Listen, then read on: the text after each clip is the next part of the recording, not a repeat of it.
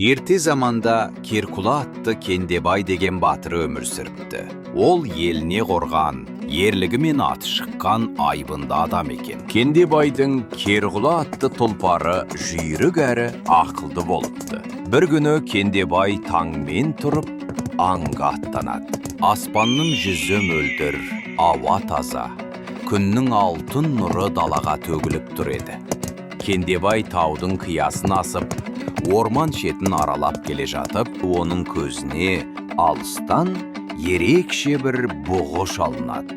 Бұғының сұлулығына таң қалғанымен, Кендебай садағын кезеп нысанаға алады. Бұғы жалт беріп қаша жөнеледі. Қызыққан батыр Керкула атына қамшы басып, соңынан қуады. Бұғы бірде көрініп, бірде бұлдырап алыстап, орманға сүңгіп кетеді. Кендебай атынан түсіп, бұғының соңынан орман ішіне еніп кетеді. Орман іші тұман басқан, жарық әлсіз, айналада тек жапырақ сыбдыры естіледі. Біраз жүрген соң, алдынан баяғы бұғы қайта көрінеді.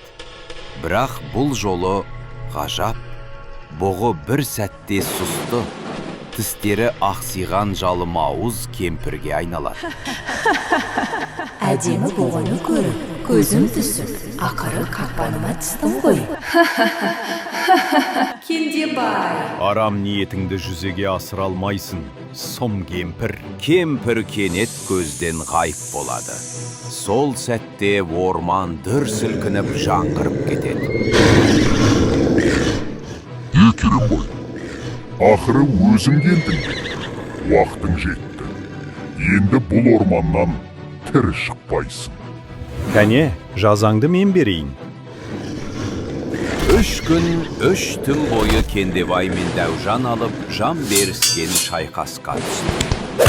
Дәу жерді дүр сілкіндіріп ұмтылса, Кендебай семсерін жарқ еткізіп, қарсы соққы берді. Кейде Кендебай оны жұдырғымен соғып құлатты. Кейде айламен шегініп, қарсы шабуылға шықты. Ақыры, 3-ші түнде Кендебай бойындағы бар күшін жинап, қанжарын Дәудің жүрегіне салып, оны сұлатып түсірді. Сол сәтте Дәудің денесінен сансыз жыландар шығып, ағаштардың арасымен тарап кетеді. Көп ұзамай, алып денесі жерге батып, жоқ болады. Керкула ат, жүр кет.